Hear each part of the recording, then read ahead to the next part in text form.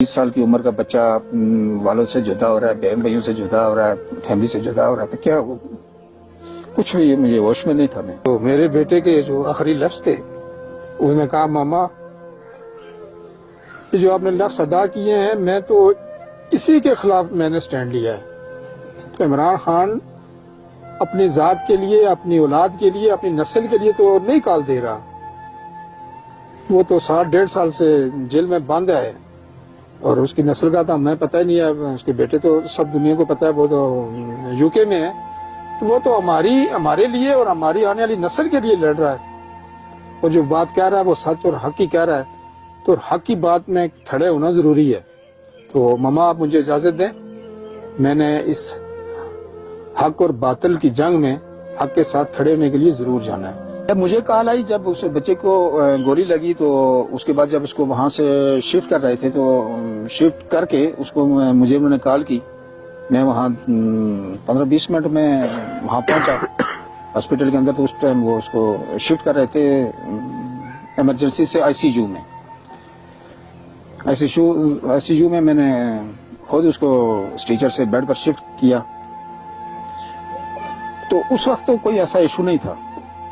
جب اس کی انہوں نے اس کو ڈرپیں وغیرہ بھی لگائیں، بلڈ بھی لگایا، مگر بال نہ ہو سکا. پھر اس وقت ہم نے کہا کہ انہوں نے ڈاکٹر صاحب نے کہا کہ ہم اس کو آپریشن تھیٹر میں لے جاتے ہیں، اس کا آپریٹ کرتے ہیں. تو میں نے اپنے ہاتھوں سے اس کو آپریشن تھیٹر کے اندر بھیجا. تو میرا خیال ہے آدھے گھنٹے کے بعد جو ہے نا وہ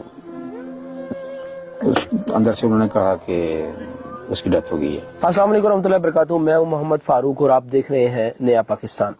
ناظرین کرام، آج ہم موجود ہیں اس گھر میں جس گھر کے لخت جگر نے اپنی جان کا نذرانہ پیش کیا اس قوم کے لیے. 24 تاریخ کو ایک فائنل کال دی جاتی ہے، اور پی ٹی آئی کی طرف سے یہ فائنل کال تھی، لاسٹ جسے کہتے ہیں فائنل کال. اور 26 تاریخ کو یہ لوگ وہاں پر پہنچے اور وہاں پر بچے نے اپنی جو ہے وہ جان کا نذرانہ پیش کیا. ہمارے ساتھ بچے کے والد موجود ہیں. ہم ان سے مختصراً یہ بات پوچھیں گے کہ یہ معاملہ کیسے پیش آیا، کیا معاملہ تھا، ذرا ہمیں بتائیں. السلام علیکم. وعلیکم السلام. سر بتائیے گا کہ کیسے یہ معاملہ پیش آیا، انیس کس طرح یہاں سے گئے اور کیا معاملہ پیش آیا وہاں ان کے فوت ہونے تک، ہمیں ذرا ڈیٹیل سے بتا دیں. السلام علیکم. معاملہ یہ پیش آیا کہ گزشتہ جو 2-3 سال سے ملک کے اندر جو حالات و واقعات ہیں آپ کے سامنے ہی ہیں. قانون کے حوالے سے، امن و امان کے حوالے سے، مہنگائی کے حوالے سے جو بھی مسائل ہیں وہ ہر پاکستانی شہری جو ہے وہ اس کو بخوبی جانتا ہے کہ کیا ظلم اور ستم ہو رہے تھے. اس حوالے سے عمران خان نے اس عوام کی خاطر قانون کی بالادستی کے لیے، انصاف کے لیے پورے پاکستان کو ایک کال دی، اسلام آباد ڈی چوک. اس میں میرا بچہ بھی اس کال کے پر اس نے تیاری کی اسلام آباد کی. اور جو 24 تاریخ تھی اس کو وہ ایک دن جو ہے نا وہ گنتی کر کے گزار رہا تھا کہ 24 تاریخ آئے اور میں جو ہے نا اس کی کال پر اسلام آباد پہنچوں، تاکہ جو ملک کے اندر فسیت کا ایک دورہ ہے، ظلم کا ایک دورہ ہے، تاکہ اس کے حق میں کھڑا ہونے کے میں بھی اپنا حق ادا کروں. اس حوالے سے وہ صبح سویرے الحمدللہ وہ سویرے اٹھا، اس نے مسجد میں گیا، اس نے بجماعت نماز ادا کی. اس کے بعد وہ واپس آیا، اگر اس نے تیاری شروع کی. تیاری کرنے کے بعد اس نے اپنے دوسرے بھائی کو جگایا کہ عمران خان نے جو پرامن احتجاج کی کال دی ہے اس میں چلنا ہے. اور ساتھ ہی اس نے اپنے کزن نفیس ستی کو بھی کال کر دی. تو اس حوالے سے وہ تو دونوں اتنے تیار نہیں تھے، مگر اس کو بڑی جلدی تھی. پھر اس نے زبردستی دونوں کو تیار بھی کیا، اور پھر جو ہے وہ تیار ہو گیا مکمل، وہ بھی تیار ہو گیا یہ بھی. جب گھر سے نکلنے لگا تو اس کی والدہ نے اس کو کہا انیس بیٹا آپ سمارٹ سی باڈی کے ہیں, سنگل سے ہیں, آپ کی اتنی جان بھی نہیں ہے, تو وہاں حالات و واقعات اور موجودہ دور کے لحاظ سے انسان کی کوئی قدر و قیمت بھی نہیں ہے, تو آپ نہ جائیں تو بہتر ہے. تو میرے بیٹے کے جو آخری لفظ تھے, اس نے کہا ماما یہ جو آپ نے لفظ ادا کیے ہیں میں تو اسی کے خلاف میں نے سٹینڈ لیا ہے. تو عمران خان اپنی ذات کے لیے, اپنی اولاد کے لیے, اپنی نسل کے لیے تو نہیں کال دے رہا. وہ تو 1.5 سال سے جیل میں بند ہے, اور اس کی نسل کا تو ہمیں پتہ ہی نہیں ہے. اس کے بیٹے تو سب دنیا کو پتہ ہے, وہ تو UK میں ہے. تو وہ تو ہمارے لیے اور ہماری آنے والی نسل کے لیے لڑ رہا ہے. وہ جو بات کہہ رہا ہے وہ سچ اور حق ہی کہہ رہا ہے, تو حق کی بات میں کھڑے ہونا ضروری ہے. تو ماما آپ مجھے اجازت دیں, میں نے اس حق اور باطل کی جنگ میں حق کے ساتھ کھڑے ہونے کے لیے ضرور جانا ہے. تو پھر جب اس نے یہ لفظ ادا کیے تو اس کی والدہ نے بھی اس کو کہا کہ ٹھیک ہے بیٹا آپ جائیں, اللہ آپ کا حامی و ناصر ہو. تو وہ یہاں سے نکلا, بلیو ایریا میں گیا, اس کے ساتھ دوسرے بھی بندے تھے, اور وہ چائنا چوک کے ساتھ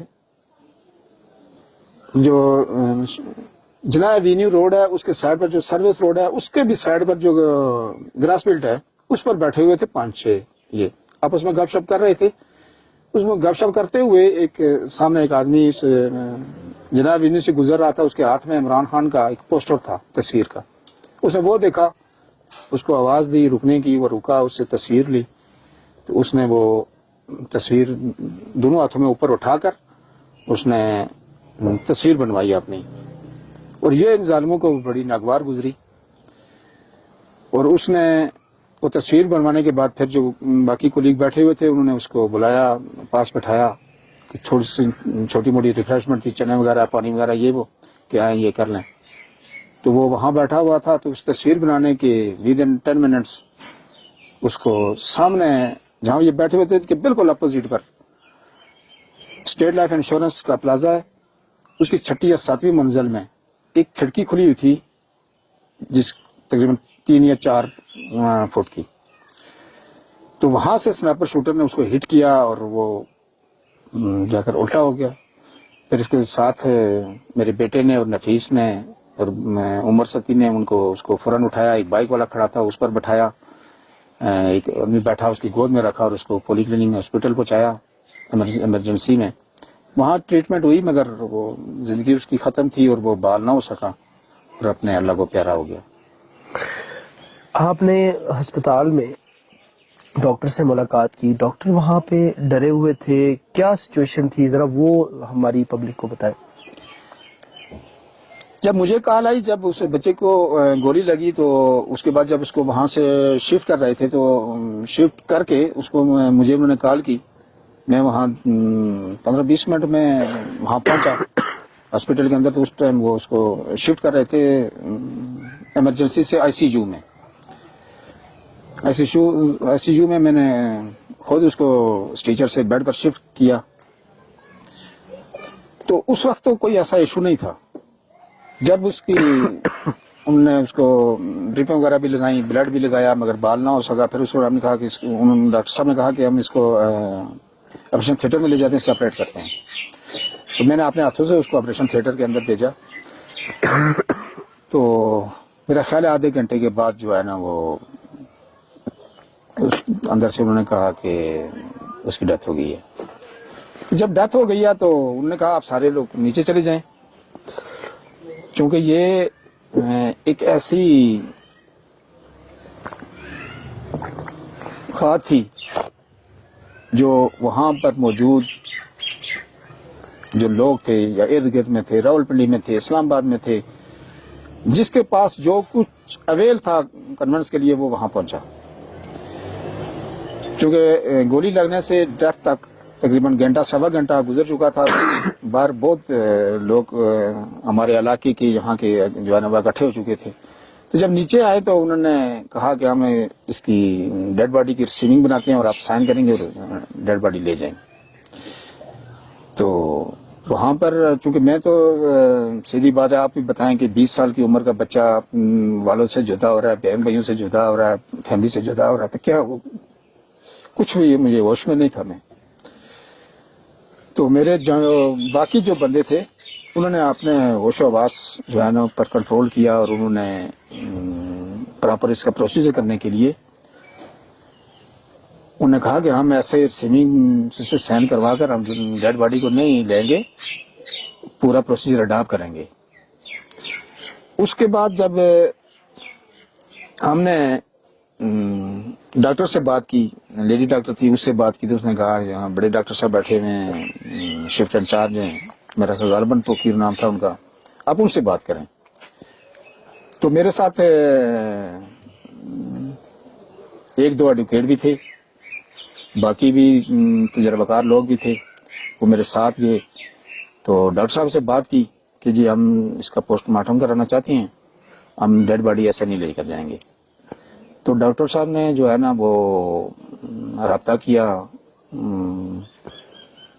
مقامی پولیس سے، وہاں سے بھی کوئی رسپانس نہ آیا. انہوں نے کہا، انہوں نے اسٹیپ بتاتے رہے، اگلے سے بات کریں، اگلے سے بات کریں، اگلے سے ایس پی سے بات کریں. ایس پی کے بعد انہوں نے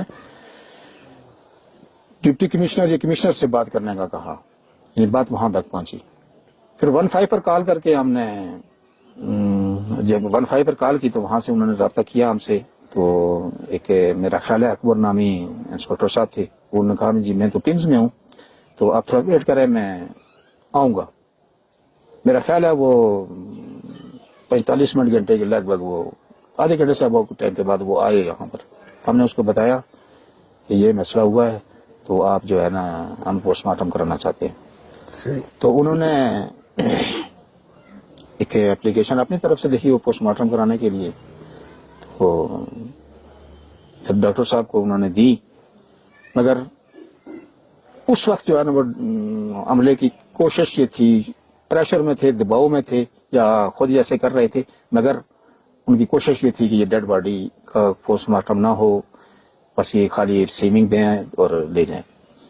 البتہ جب دوبارہ ہم پوسٹ مارٹم کروا کر، یعنی تقریباً 5 بجے کے لگ بھگ اس کی ڈیتھ ہوئی، اور رات 10 بجے تک ہمارے 5 گھنٹے وہاں اس پروسیس میں صرف لگے، اور پورے علاقے کے لوگ بھی وہاں پر اکٹھے، سینکڑوں کے حساب سے لوگ بھی اکٹھے ہو گئے تھے. تو پھر جب 2-3 دن تو ہمیں یہاں پر ہوش ہی نہیں ہوا، اتنا ہمارے پاس ظلم ہوا، ہماری اس نوجوان کا خون گیا. تو دوبارہ جب ہم وہاں اس کا پوسٹ مارٹم رپورٹ لینے کے لیے ہم نے کوشش کی، تو وہاں سے جو ہے نا رسپانس پولی کلینک ہاسپٹل کی طرف سے نہیں ملا. تو پھر ہم نے اپنی پھر قانونی کارروائی کرنی تھی. تو وہ انشاءاللہ کوشش کر رہے ہیں، اس کے لیے کر رہے ہیں. ہمارے ناظرین کو یہ بتائیے گا کہ اس سارے معاملے کے بعد آپ کو کہیں سے کوئی تھریڈ، کوئی کسی نے کوئی خوف و ہراس پھیلانے کا کوئی سسٹم کیا ہو، یا کسی نے کوئی آپ کو روکا ہو، ٹوکا ہو کہ میڈیا پر بات نہیں کرنی، یا کوئی اس حوالے سے کوئی بات چیت ہوئی ہو؟ کسی نے بھی مجھے ڈائریکٹ کال نہیں کی اس حوالے سے. صحیح.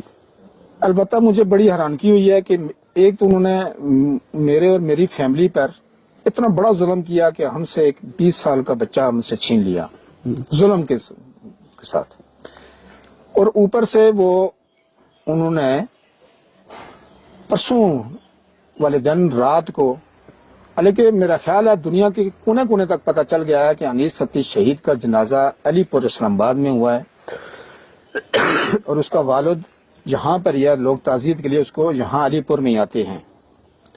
اس کے باوجود انہوں نے ظالموں نے میرا جو گاؤں سیری یونین کونسل دیرکوٹ ستیاں، تحصیل کوٹلی ستیاں، ضلع راولپنڈی ہے، اس گھر پر رات کو 10 بجے پولیس کی باری نفری نے جا کر دعویٰ بول دیا.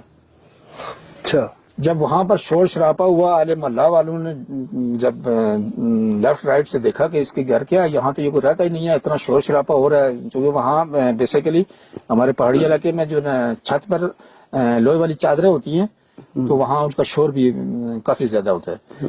تو وہ جب محلوں والوں میں سے جب جو نزدیک جو 1000-2000 فٹ پر لوگ آباد تھے. وہ جب وہاں نزدیک آئے تو یہ کلوز اپ ہوئے. انہوں نے خود ان کے اپنی آنکھوں سے دیکھا کہ وہاں 7 آدمی پنجاب پولیس کی یونیفارم پہنے ہوئے اور ان کے ساتھ 3-4 آدمی سول کپڑوں میں. چونکہ ہمارے گاؤں کے میرے گھر کے نزدیک ایک گھر چھوڑ کر آگے چونکہ بہت بڑا جنگل ہے اور اس جنگل کی طرف روانہ ہو گئے. اس کے بعد وہ جو وہاں پر موقع پر رات کو 1-2 آدمی تھے انہوں نے پیچھے گئے مگر آگے انہوں نے اپنی لائٹ وغیرہ بھی آف کر دی اور ان کو ملے نہیں ہیں. صحیح. اور اسی رات کو یہاں پر بھی